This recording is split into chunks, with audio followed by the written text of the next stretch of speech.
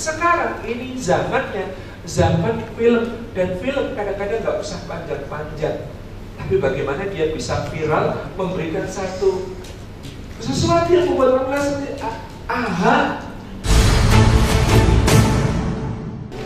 Bismillahirrahmanirrahim. Assalamualaikum warahmatullahi wabarakatuh. Wala haula wala quwwata illa billah. Assalamualaikum warahmatullahi wabarakatuh. Waalaikumsalam. Bapak Presiden yang tidak ingin kita ganti untuk sekarang Mas Arif. Jadi A-nya itu di KTP saya Arif. Jadi ceritanya adalah selisih satu huruf sama Mas Ari. Ari E ini Ari F. Nah begitu ceritanya. Karena selisih satu huruf, untungnya dulu tidak sekelas sekolahnya. Kalau sekelas absennya selisih 1%.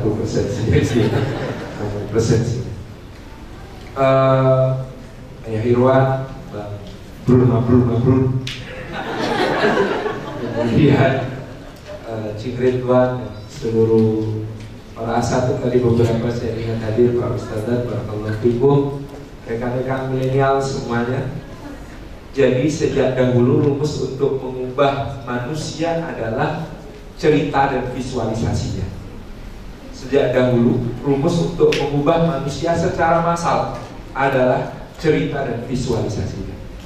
Maka kitab suci oleh Allah Subhanahu wa taala diturunkan dalam bentuk sebagian besarnya adalah kisah. Dan sebaik-baik kisah yang kemudian bisa mengubah jiwa manusia menjadi lebih baik. Dalam soal politik dan visualisasi dari suatu cerita, kita ingat bagaimana pada saat perang Ahzab ketika sedang menggali Khandaq, Nabi SAW dilapori oleh sahabat bahwa ada batu yang sangat besar dan tidak bisa dipindahkan dan keras sekali untuk dihancurkan. Maka pada saat itu Nabi SAW mendatanginya, mengangkat beliungnya tinggi-tinggi sampai dikatakan terbuka baju beliau di bagian perut dan terlihat bahwa ada dua batu mengganjal sabuk beliau. Nah pada saat itu Nabi SAW menghantam batu itu dengan takbir Allahu Akbar, dan kemudian beliau berkata, aku diberi kunci-kunci negeri Syam. Dari sini aku bisa melihat istana-istana merahnya dan umatku akan sampai di sana. Beliau hantam kedua kali, memercik api tinggi. Beliau katakan, Allahu Akbar, aku diberi kunci-kunci Persia. Dari tempatku berdiri ini aku bisa melihat istana-istana merah, istana-istana putih di Madain, di Ctesiphon, ibu kota Persia. Yang ketiga beliau hantam, batu itu pecah berantakan dan memercik api tinggi. Beliau bersabda, Allahu Akbar, aku diberi kunci-kunci negeri Yaman. Dari tempatku berdiri ini aku bisa melihat gerbang-gerbang San'a. Dalam pembicaraan semiotik tentu saja yang disampaikan Nabi SAW adalah yang pertama memang cita-cita dakwah, bagaimana umat Nabi SAW sambut sana. Tetapi juga di situ terkandung cita-cita politik, bagaimana adidaya-adidaya besar itu. Syam yang menjadi representasi Romawi di tanah Arab, Persia yang sangat dekat dengan mereka sebagai sebuah pusat peradaban juga, ditambah Yaman, induk tua dari peradaban Arab, dan itu adalah tempat di mana orang Arab dan yang moyangnya berasal. Itu semuanya akan bersatu di bawah naungan Islam. Di situ dipancarkan sebuah visualisasi dari Nabi SAW atas sebuah cerita besar untuk mengubah peradaban manusia dari 3 titik yang dekat dengan mereka. Pada saat sebenarnya kita bisa bayangkan Nabi SAW dan para sahabatnya pada saat itu menjelang terkepung dalam kepungan yang sangat berat. Perang Ahzab itu sangat beratnya, sehingga kita bisa membayangkan ya, 12.000, 10.000 pasukan Quraisy, Ghatafan, Khuza'ah, Qudha'ah dan suku-suku lain di sekitar Madinah berhimpun, ditambah 2.000 pasukan Bani Quraidah di bentengnya itu mengepung kota Madinah. Ini keadaan yang sangat sulit dan pelik digambarkan oleh Allah Subhanahu wa taala ketika mereka datang dari atas, dari bawah. Wa idzalatil absar wa balaghatil qulub al hanajir, dikatakan oleh Allah sampai-sampai pandangan tidak lagi tetap dan hati naik menyesak sampai ke kerongkongan. Di saat kegentingan seperti itu, yang bisa menyelamatkan kaum muslimin adalah sebuah cita-cita besar yang divisualisasikan sedemikian oleh Rasulullah SAW dalam sebentuk tunjukkan pada saat itu Syam, Persia, Yaman. Dan pada saat perang Ahzab berakhir, beliau SAW bersabda, mulai hari ini mereka tidak akan pernah sanggup menyerang kita lagi, dan kitalah yang akan mulai menyerang mereka. Jadi narasi cerita yang divisualisasikan dengan baik adalah sebuah cara untuk mengubah bagaimana keadaan suatu bangsa. Hatta ketika itu palsu.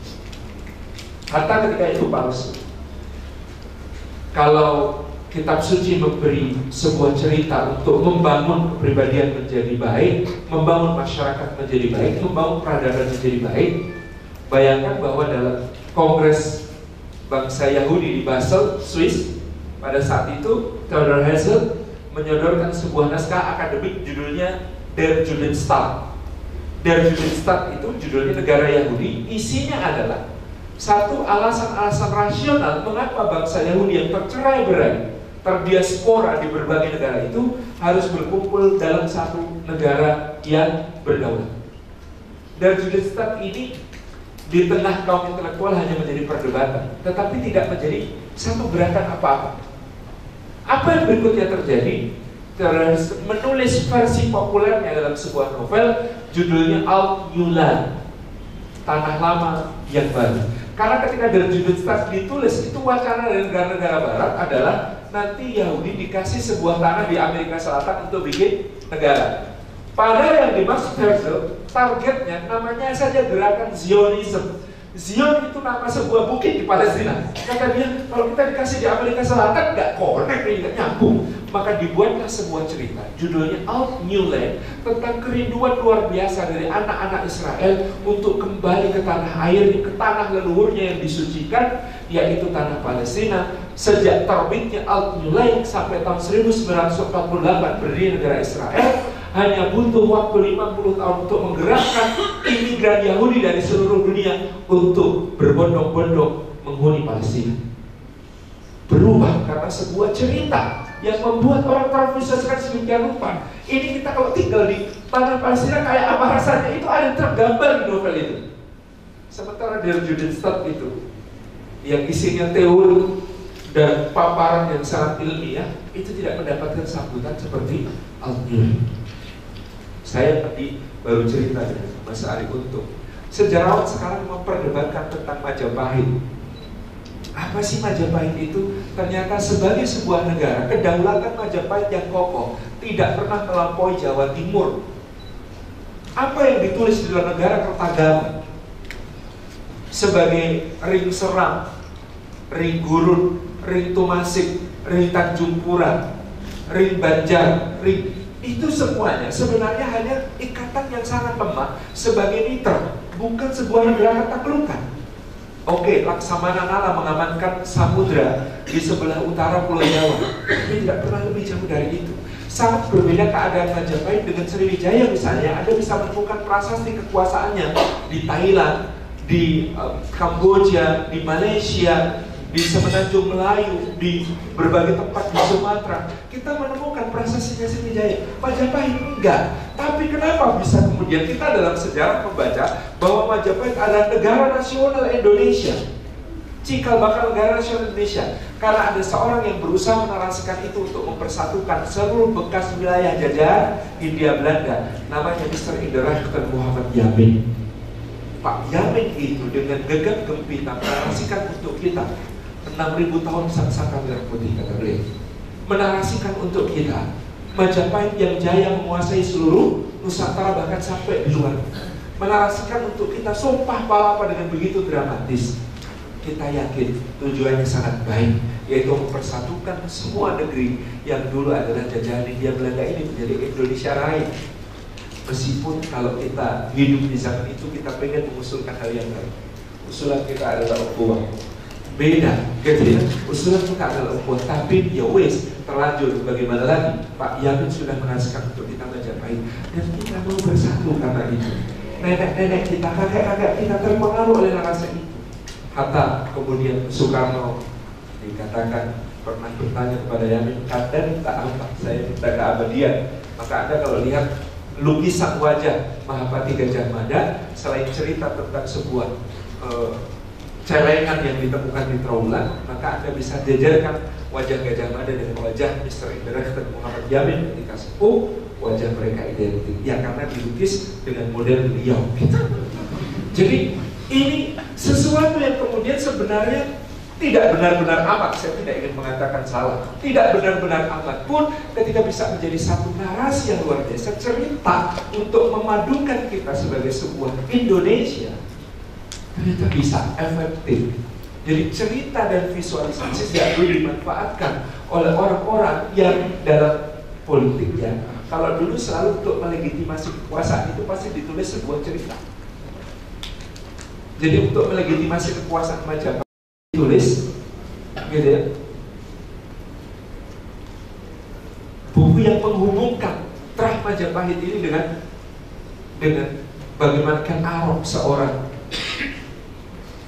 anak muda religius tapi begal, meniti karir menuju kekuasaan dengan cara yang luar biasa. Di Cina juga sama. Dalam tradisi dinasti Han ini mendeskripsikan dirinya untuk mendapatkan kekuatan dari rakyat, dukungan dari rakyat dengan menggambarkan Liu Bang, pendiri dinastinya, sebagai seorang petani yang meniti karir dari bawah menjadi seorang prajurit yang setia pada atasan sampai meniti karir ke puncak. Kemudian di puncak dia mendapati atasan-atasannya tidak mampu mengemban amanat untuk memerintah sebuah negeri yang begitu besar, sehingga dia dengan terpaksa mengambil tanggung jawab itu untuk tampil, sehingga dari seorang petani dia menjadi seorang raja besar yang menurunkan dinasti yang berkuasa 400 tahun. Legitimasinya cerita. Bagaimana kemudian dinasti Mataram menulis Babat Tanah Jawi untuk melegitimasi kekuasaan dinasti Mataram ini sebagai sebuah kekuasaan yang luar biasa, bertahan sampai hari ini. Ini menunjukkan berkelindangnya antara cerita dengan politik, dengan apalagi generasi milenial yang kemudian kita ingin sikapi. Hari ini terjadi disrupsi di semua bidang. Tadi Mas Ari sudah cerita, yang namanya Airbnb itu hotel terbesar di dunia tidak punya aset properti sedikit pun. Yang namanya, katanya nggak boleh benar, kenapa sih ada disebut? Misalnya ada salah satu perusahaan taksi terbesar di dunia itu nggak punya satu mobil pun. Perusahaan taksi terbesar di dunia hari ini tidak punya satu mobil pun. Toko buku terbesar di dunia hari ini tidak punya satu lapak pun untuk jualan buku. Berubah semua. Bisnis landscape berubah. Jogja itu kota kecil. Kalau malam penduduknya 600.000, kalau siang 1,5 juta. Tetapi di Jogja ada 1.500 kedai kopi. Apakah orang Jogja ngantukan semua? Bukan ngantukan. Karena sekarang orang kopi itu seiring juga dengan kesadaran kopi yang sahih yang seperti apa. Gitu. Karena orang kopi itu ceritanya menjadi, saya selalu menggambarkan, coba kalau orang kopi itu renungannya kayak kita semua merenungkan semua nikmat Allah. Gimana mau ngopi itu harus tahu ini kopinya spesies apa, varietas apa, tumbuhnya di mana, dataran tinggi apa, ketinggiannya berapa dari atas permukaan laut, berapa tekanan udara, berapa kecepatan angin, kemudian itu namanya umur berapa, dipanen umur berapa, berbuah pertama kali umur berapa, diseleksi seperti apa, profil seleksinya seperti apa, dikeringkan seperti apa, di roasting seperti apa, gitu ya. Roastingnya apakah light atau light to medium atau medium saja, French roast atau Italian roast atau gitu ya. Vietnam nanti. Terus di profil grindingnya seperti apa? Apakah cocoknya untuk di di natural gitu ya, drip, Vietnam drip, V60 gitu ya, fresh press. Metodenya apa sih itu ya? Pakai arsen apa enggak? Ya pakai arsen apa enggak? Kemudian disajikan dengan finishing seperti apa gitu ya, oleh barista mana gitu ya, namanya siapa, riwayat karirnya di kopi seperti apa gitu. Kemudian cuppingnya itu oleh siapa gitu ya, dan sebagai key gradernya itu siapa gitu. Kita sampai seperti itu kemudian menilai satu nikmat yang namanya kopi. Saya membayangkan kalau semua jangan kopi itu ya, makan nasi, sambal kecap, kerupuk juga begitu. Masya Allah, ya Allah, Engkau untuk memberiku rezeki berupa makan nasi. Engkau perintahkan petani Vietnam yang menanam beras. Itu kan biasa kamu untuk bikin kecap ini, ya Allah, kecap ini kau perintahkan petani di Amerika untuk menanamnya. Kedelai sampai ke sini ya. Itu beras yang dari Vietnam. Siapa yang menyemai, siapa yang merawat, siapa memupuk, siapa yang rumput, siapa memanen, siapa yang kemudian mengangkut pakai truk ke pelabuhan, siapa yang ngangkut dari pelabuhan satu ke pelabuhan yang lain sampai ke Indonesia, siapa yang turun dari pelabuhan, siapa yang terima komisi impor, nggak jelas semuanya. Nggak tahu gitu ya, tafakur gitu. Kan harus begitu ya. Ya, saya kemarin baru dapat satu laporan dari teman-teman petani di Kebumen. Dari Kebumen itu kalau petaninya berprotes, ada bulu tidak mau membeli dari beras dari petani. Dan katanya itu per 500 juta ton. Ya, 500.000 ton. Banyak banget itu ya. Nasibnya para petani sih pribadi. Jadi ada proses satu hal yang kemudian apa namanya, cerita itu membuat semua jadi berubah gitu. Kopi ada ceritanya gitu. Jadi orang minum kopi sekarang bukan karena ngantuk. Orang minum kopi itu di tempat yang instagramable supaya bisa diposting, ada ceritanya begitu. Jadi kita minum kopi bukan karena ngantuk kan, lagi sudah berbeda konteksnya. Ini disruptif sekali, berbeda sekali. Dulu saya sudah wanti-wanti kepada Proyumedia, penerbit yang menerbitkan buku-buku saya, dalam beberapa tahun kita akan mengalami perubahan cara orang memandang buku. Dulu zaman bapak saya itu waduh, aku tuh pengen tentang ini enak, diantar ke toko buku, kita cari buku yang ada hubungannya sama tema ini. Itu ngantar ke toko buku, ada bapak saya betul-betul memerlukan ilmu. Ini ilmunya ini, carinya di toko buku, bukunya judulnya ini. Nanti nggak peduli siapa penulis, pokoknya temanya itu. Itu dulu zaman bapak saya. Zaman kita sekarang, orang nyari ilmu bukan di buku. Fas'alu Google in kuntum la ta'lamun. Tanyalah Google kalau kamu tidak tahu. Semuanya dia jawab, meskipun jawabnya kadang-kadang ngawur, ya kan? Dia jawab semuanya, kita tanya apapun dia jawab. Nah, orang sekarang cari ilmu, cari pengetahuan di situ. Orang menandai buku hari ini bukan lagi sebagai sumber ilmu, tetapi penanda hubungan batin yang akrab antara penulis dengan pembacanya. Serius. Satu saat saya duduk di sebuah lapak buku di dekat Taman Pintar Yogyakarta, tak dengan penampilan yang samar, karena kalau pakai peci langsung ketahuan. Topi begini, terus baju yang tutup pakai jaket dan sebagainya. Saya mendengar orang datang ke toko buku itu bertanya, Pak, bukunya Salim Afila ada Pak? Yang judulnya apa Pak? Pokoknya Salim Afila ada semuanya. Orang tidak peduli lagi saya bicara apa. Orang tidak peduli lagi temanya, karena buku adalah penanda hubungan yang sangat akrab antara seorang penulis dengan pembacanya. Jadi di masa ini dalam tanda kutip kita menemukan nabi-nabi baru sesuai dengan jumlah followernya. Ini nabi yang sangat populer, dengan followernya. Dan hubungan itu adalah karya. Kalau penulis buku, kalau sineas film, kalau politisi apa ya? Itu yang saya susah ya.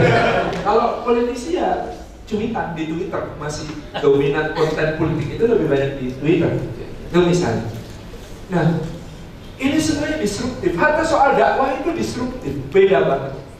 Zaman bapak saya tablik akbar itu ya mantepnya kalau yang isi gelarnya Profesor Kiai Haji, itu ya umurnya di atas 50 tahun, itu baru mantep pengajian yang begitu.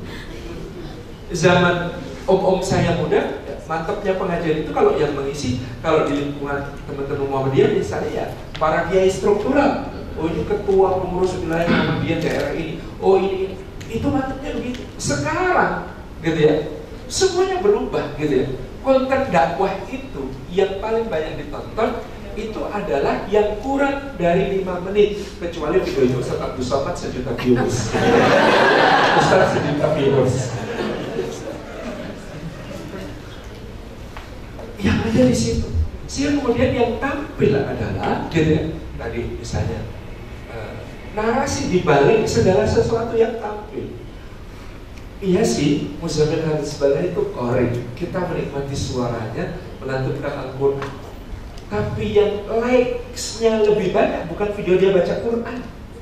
Likes-nya yang lebih banyak adalah video dia nikah, video dia punya anak, video berubah sekali, disruptif sekali. Maka kalau seorang dari cerdas, dia memasukkan konten dakwahnya itu kadang-kadang bukan pada perkara-perkara serius, bukan pada narasi apa namanya dia lagi baca Qurannya itu, bukan di situ tempatnya. Tapi ketika dia sedang punya anak, apa jadi dari balik itu? Di situ dia menunjukkan nilai dakwah. Ketika dia sedang melamar, apa ceritanya di balik itu? Itu akan lebih sangat efektif karena penanda hubungannya adalah sebenarnya kita semua ketika melihat tokoh yang kita favoritkan di media sosial itu melakukan sesuatu, kita sedang membayangkan kita terlibat di dalam ceritanya. Nah, teman-teman yang bisa Allah Subhanahu wa ta'ala, kita semua akan melihat ini. Film seperti yang tadi bilang Mas Ari untuk dengan impact yang luar biasa, harus kita mulai sekarang bagaimana film ini menjadi pengubah sebuah bangsa. Anda tahu apa yang dilakukan Jepang ketika mereka bercita-cita masuk Piala Dunia? Bikin film kartun. Temanya sepak bola, simpel. Tahun beliau lama di Jepang, beliau sangat tahu tentang dari saya dulu lebih sangat interest daripada Kapten Tsubasa gitu ya. Nggak tahu semua tentang umurnya sudah milenial semua ya. Ini generasi Y dan Z yang tahu ya. Jadi ketika Jepang merencanakan untuk masuk Piala Dunia, mereka mulai merintis bilang tentang apa namanya, tentang bola gitu ya. Dan itu diperkuat terus gitu. Dan salah satu juga untuk menjaga kelangsungan mereka sebagai bangsa adalah mengangkat nilai keagungan sejarah. Maka Anda tahu negara Korea Selatan hari-hari ini betapa getolnya mereka mengangkat tema tentang keagungan masa Joseon sebagai tema film-filmnya. Saya tuh nonton film jarang, serius. Ke bioskop itu bisa dihitung dengan jari selama hidup saya. Tapi kan saya itu nonton film senang. Kapan nontonnya? Kalau pas naik pesawat. Gratisan banget gitu. Kalau kemudian sedang naik pesawat, maka yang saya pilih pertama bukan Hollywood. Cari film Asia. Coba cek filmnya Korea. Hampir 50% tema sejarah dan mengangkat masa Joseon sebagai acuan untuk membentuk sebuah mental, gitu ya. Bagaimana sebuah film judulnya The Roaring Current, ya, bercerita tentang Laksamana Yi Sun Sin. Yi Sun Sin ini adalah Laksamana Korea yang dengan 30 kapal mengalahkan 300 kapal armada Jepang yang dikirim oleh Sang Taiko, yaitu Toyotomi Hideyoshi. Sementara di Jepang, Toyotomi Hideyoshi adalah lambang masa keemasan yang belum terulang. Bagaimana peradaban kebudayaan ditata sedemikian rupa pasca perang saudara panjang yang disebut sebagai era Sengoku. Jadi apa yang dilakukan oleh orang Korea? Mereka menanamkan kepada anak-anak dengan filmnya Yi Sun Sin ini, The Roaring Current itu, kita tuh bisa ngalahin Jepang. Simpel kok ngalahin Jepang. Dan itu yang ditanamkan terus kepada anak-anak Korea, kita bisa ngalahin Jepang. Kita bisa ngalahin Jepang, kita bisa ngalahin Jepang. Kapan? Pernah dulu Yi Sun Sin bawa 30 kapal ngalahin 300 kapal Jepang. Jadi ini proses bagaimana kita memahami film itu menanamkan suatu revolusi budaya. Saya di sini dulu bersama Dalang, karena sekarang bersama Dalang kita dulu bicara wayang banyak itu Mas Sujiwo Tejo. Waktu itu saya mengatakan betapa Sunan Kalijaga cerdas menggunakan sebuah revolusi kebudayaan untuk mengubah masyarakat Jawa. Jadi dulu yang namanya wayang itu tontonan eksklusif, Bapak Ibu sekalian. namanya wayang itu zaman Majapahit, wayangnya wayang beber. Wayang beber itu digambar bukan per karakter tapi per adegan. Anda bayangkan kalau digambar per adegan dia butuh kulit yang sangat banyak. Maka hanya bangsawan yang mampu menggelar pertunjukan wayang beber itu, dan nonton itu maksimal 12 orang. Kenapa? Karena dalangnya pegang begini kemudian digeser-geser, diputar-putar, menceritakan adegan per adegan. Apa yang dilakukan Sunan Kalijaga? Sangat revolusioner. Dia tata wayang per karakter. Maka saya berani mengatakan wayang kulit hiasan atau buatan Sunan Kalijaga itu adalah film animasi pertama di dunia. Film animasi pertama di dunia. Bagaimana kemudian dia menjadi masif? Karena dia digelar dengan kelir yang lebar, dalangnya kemudian memainkannya. Dan orang itu dulu nonton wayang itu bukan dari belakang dalang. Dari mana? Dari sebaliknya, dari sebalik layar. Karena itulah disebut wayang, yang ditonton itu bayang-bayang, dan itu penontonnya lebih banyak. Para bangsawan nonton di belakang dalang, tapi para rakyat jelata kebanyakan dapat tontonan massal hitam putih. Jadi dulu berwarna hitam putih itu sudah bergeras, berwarna untuk tontonan bangsawan gitu ya. Yang hitam putih untuk tontonan rakyat jelata. Tapi massal semuanya bisa nonton. Dan apa yang dilakukan Sunan Kalijaga saat itu? Nontonnya gratis, bayarnya cuma satu kalimat, asyhadu alla ilaha illallah wa asyhadu anna muhammadar rasulullah. Nanti di tengah wayang, di tengah pertunjukan dijelaskan apa maknanya. Maka penontonnya, loh, dan itu sudah pindah agama. Jadi pesan itu sampai dengan cara seperti itu.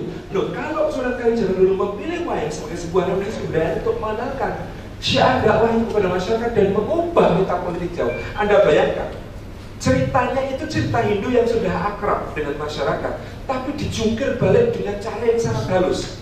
Anda tahu, dewa-dewa Hindu itu suci, tapi di wayang, dewa-dewanya menjadi dewa-dewa yang profan, dewa-dewa yang banyak melakukan kesalahan. Yang meluruskan siapa? Manusia biasa, Semar atau lain-lain.